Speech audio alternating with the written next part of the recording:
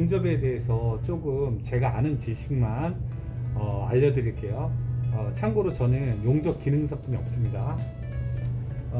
전기 용접이 있고 그냥 일명 뭐 아크 용접이죠. 아크 용접, 전기 아크 용접, 그리고 이제 알곤 용접이라고 해요. 알곤 용접 제일 많이 쓰는 것들이에요. 그리고 이산화탄소 CO2 용접. 이게 뭐냐 하면 우리가 이제 제일 일반적으로 많이 쓰는 게 전기 용접이에요. 요즘 용접기가 컴팩트하게 나오기 때문에 조그매요. 그래가지고 이게 제일 좋은 게 뭐냐면 편의성이에요. 편의. 되게 조그만데 용접봉만 가지고 다니면 되잖아요. 그리고 이게 이제 용접할 수 있는 자재가 뭐 철 그리고 서스 두 가지 많이 쓰죠. 그래가지고 이 전기 용접들을 많이 써요. 저도 많이 이걸 쓰고 있고요. 그리고 저 같은 경우는 이제 아르곤 용접, 이 알곤 용접이 있어요. 그리고 CO2 용접은 저는 없어요. 근데 이제 방식이 어떻게 되냐 하면 이게 이제 모재와 모재를 붙이는 거잖아요. 그 철을 녹여가지고 이 철과 철을 녹여가지고 이제 붙이는 거란 말이에요. 근데 용접봉도 거기에 들어가겠죠, 비드에. 근데 얘네들은 어떤 방식이냐면 알곤 용접 같은 경우에는 이제 용접봉이 이렇게 따로 있어요. 근데 이제 모재가 이렇게 있단 말이에요. 네, 모재. 그러면 이제 여기에 텅스텐 봉이 있는데 요거를 스파크를 튀겨요. 전기를 줘가지고. 그러면 이제 모재를 녹이는 거예요. 근데 용접봉을 여기다 갖다 대는 거죠.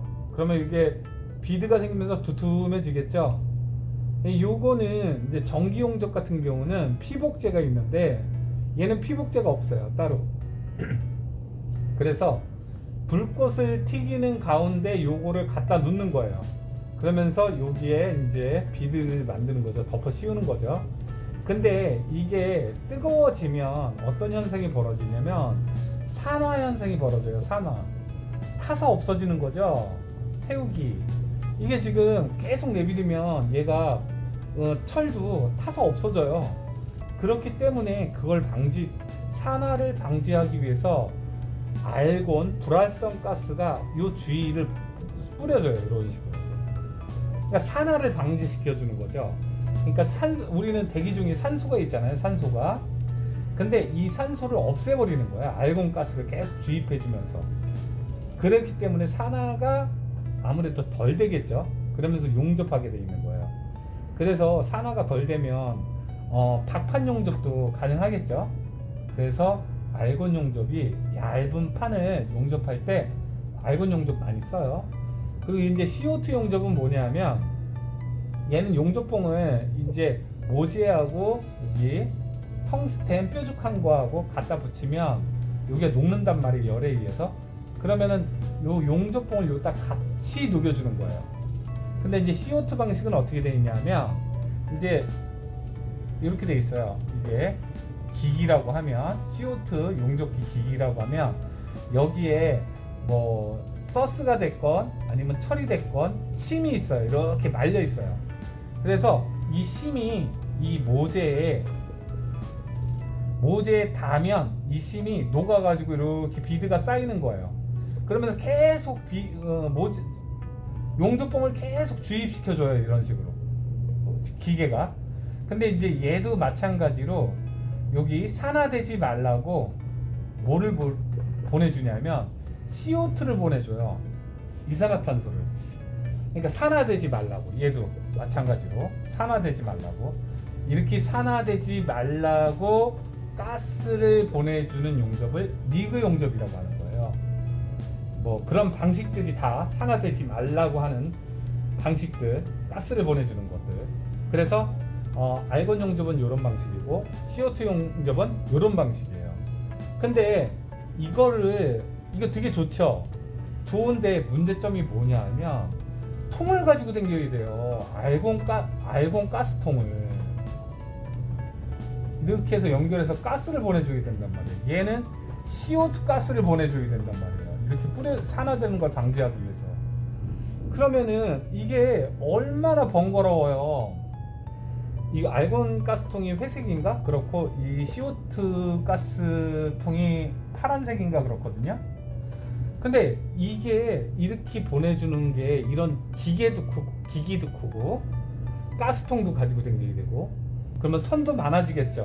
요 선이 가스 호수선이 가니까 이것도 이제 뭐 위험하겠죠. 뜨거운데 닿으면 호수가 또 녹을 수도 있으니까.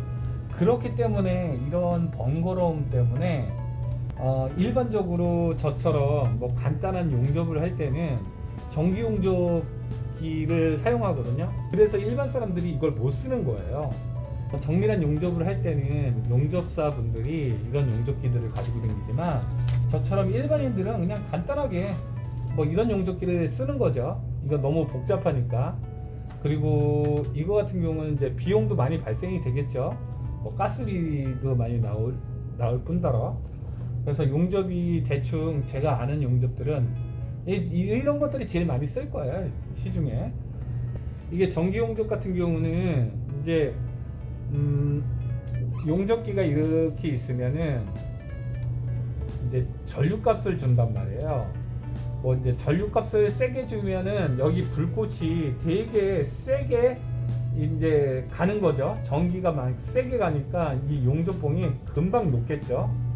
근데 이제 전류값을 적게 주면 한쪽 손은 이쪽으로 오고 한쪽 손은 이쪽으로 물리겠죠.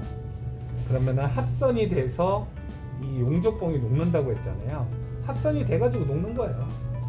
근데 이제 문제가 뭐냐면 이제 우리 거 그 컴프레셔에 에어탱크가 왜 찢어졌냐 하면 그 에어탱크가 이렇게 있으면은 이것도 에어탱크도 용접한 거예요.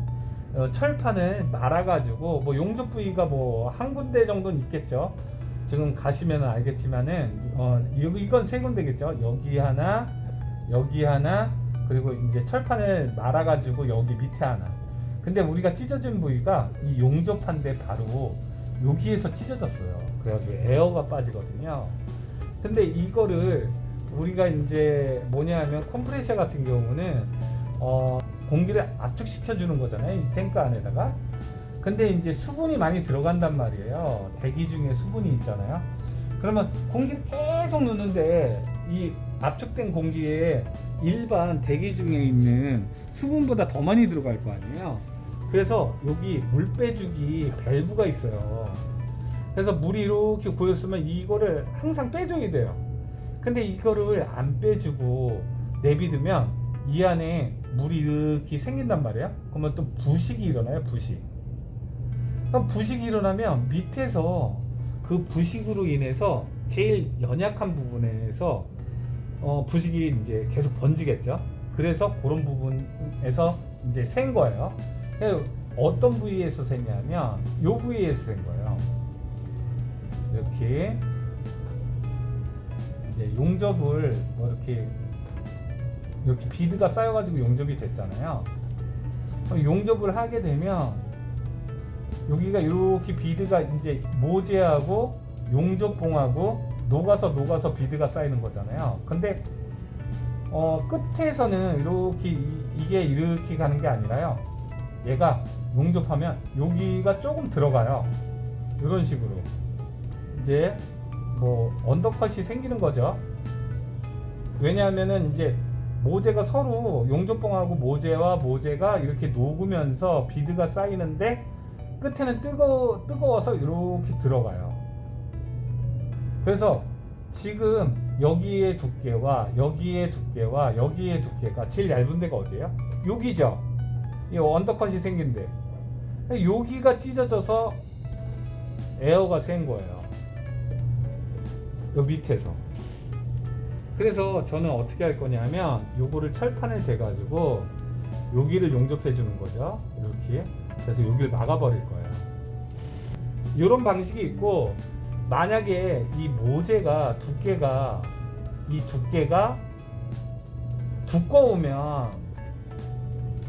두꺼우면은 그냥 용접을 이렇게 쌓을 거예요. 근데 이게 안에서 부식이 됐기 때문에 이 모재가 아마 안에서 이게 되게 얇아졌을 거예요. 부식이 돼서 떨궈져 나갔을 거란 말이죠.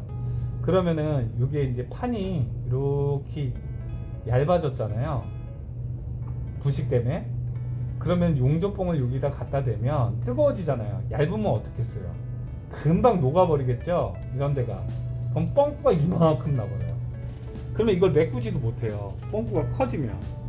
그래서 보강판을 이렇게 네모나게 갖다 붙인 다음에 요 가생이를 용접을 하는 방식이 있고, 만약에 구멍이 작다고 하면 요거를 이제 비드를 계속 쌓아가지고 이걸 덮어버릴 거예요.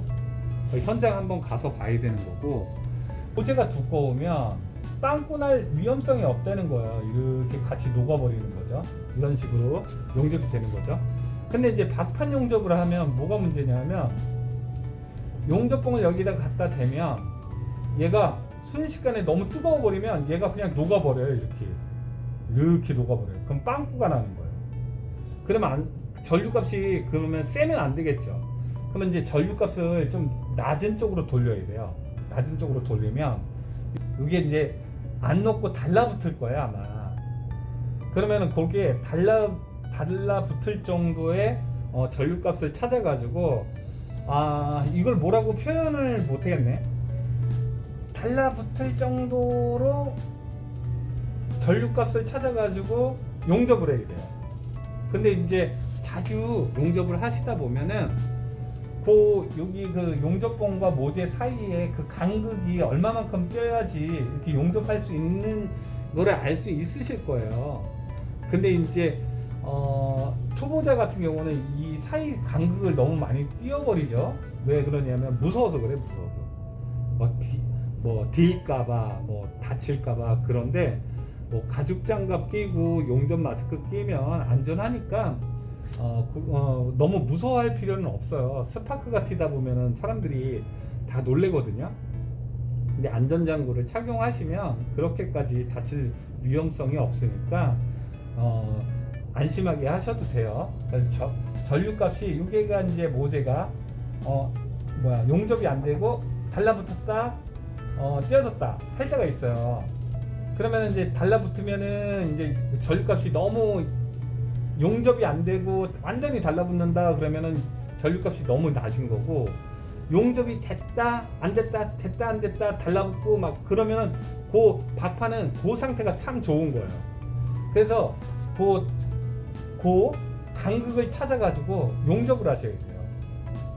그리고 이 용접을 스트레이트로 하면 안 돼요, 박판은. 왜냐하면 용접을 이렇게 용접봉이 이렇게 있잖아요. 그러면 이쪽으로 쭉 가잖아요. 그러면은 이게 여기 열이 받을 거 아니에요. 그럼 계속 가면 열이 더 심하게 받아요. 근데 박판이잖아요. 그럼 가다 보면은 갑자기 구멍이 뚫려버려요, 여기에. 그럼 열을 빨리 전달하기 때문에 스트레이트로 그냥 다이렉트로 가면 안 돼요. 어떻게 하냐면 한 번 용접하고 쉬었다가, 한 번 용접하고 쉬었다가. 왜 그러냐면 이 박판 모재가 온도가 식을 시간을 줘야 돼요. 식은 다음에 다시 용접해주고, 식은 다음에 다시 점용접해줘야 돼요, 박판은 특히. 안 그러면 가다가 이 위에서 빵꾸가 날 수 있어요.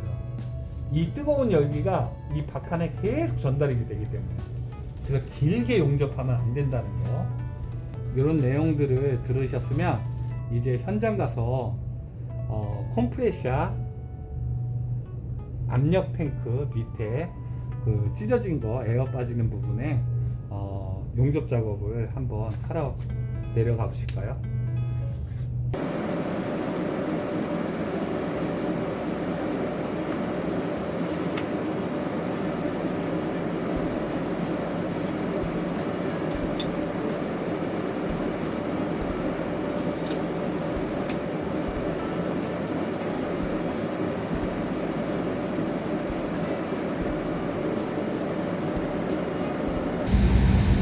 이 압축 탱크가 안에 물이 많이 고여 있으면 하단부에 물이 많이 찬다고 했잖아요.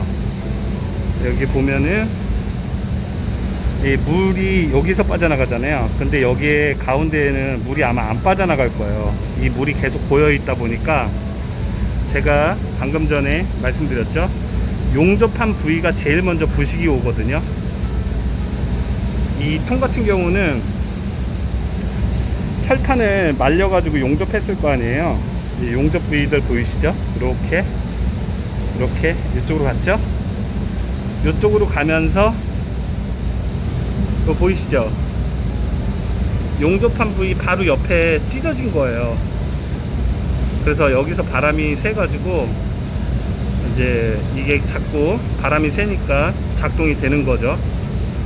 그래서 요 부위를 전체적으로 긁어낸 다음에 용접을 할 수 있는지 없는지 지금 확인해 볼 거예요. 이 부식이 안에서 너무 심하게 돼 가지고 철판 두께가 얇아졌다고 하면 이제 용접이 힘들거든요. 철판이 부식이 되거나 철판이 얇아지면 용접하기가 힘들어요. 녹아버리기 때문에 용접도 잘 안 될 뿐더러. 그래서 여기를 한번 긁어 볼 거예요. 철판이 얼마나 얇아졌는지 확인 한번 해 볼게요.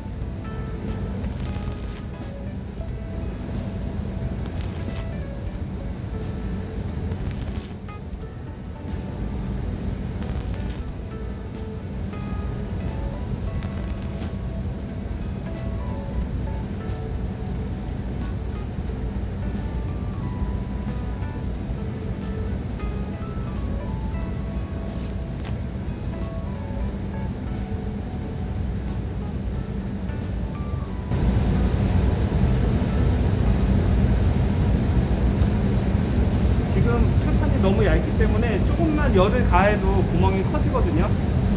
이거는 보강판이 있어야 돼요. 보강판이 조그맣게 보강판을 대가지고 용접을 할게요.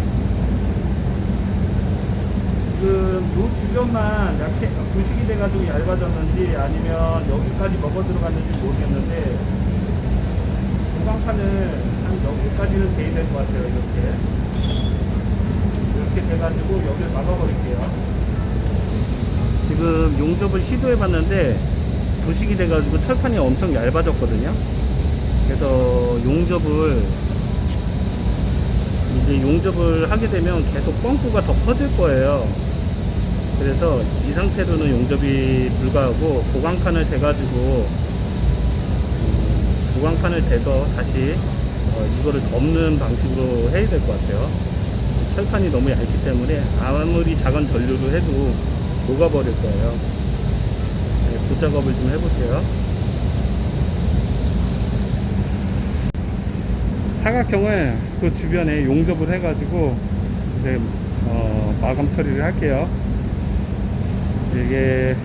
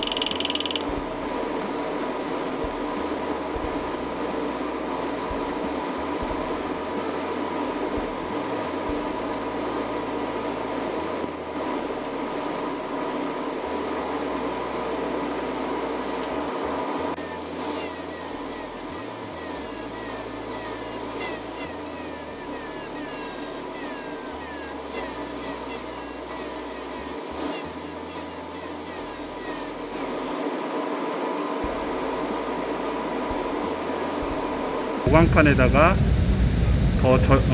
용접봉을 대가지고 녹이면서 내려오는 식으로 한 거예요. 용접물 다 매긴 거예요. 네, 비드가 안 예쁘죠? 이게 이 압력 탱크가 안에가 얼마나 부식이 돼 있는지 몰라가지고 용접물을 많이 매길 수가 없었어요.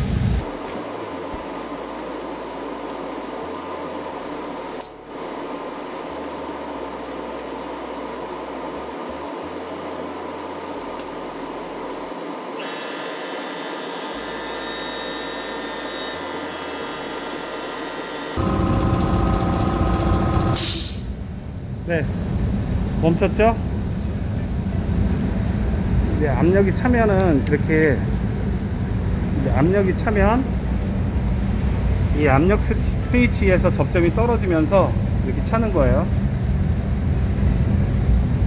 지금 몇 킬로냐면 한 6kg 정도 되겠네요. 6kg. 네, 지금 새는 데 없고요.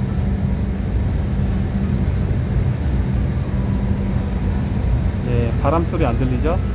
새는 곳은 없습니다. 그리고 아까도 말씀드렸지만 이 탱크에 물이 차 있으면 안 돼요. 안에서 부식이 빨리 일어나기 때문에. 여기 보이시죠? 물 빼는 곳. 이거를 물을 신경 써서 빼주셔야 돼요.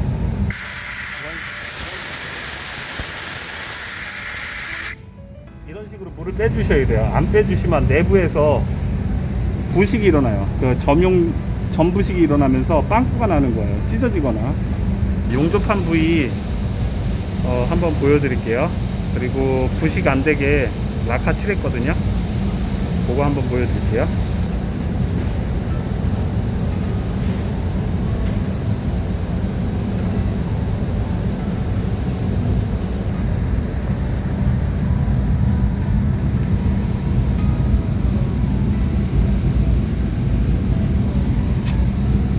이쪽이 보강판 돼가지고 용접한 곳이고요.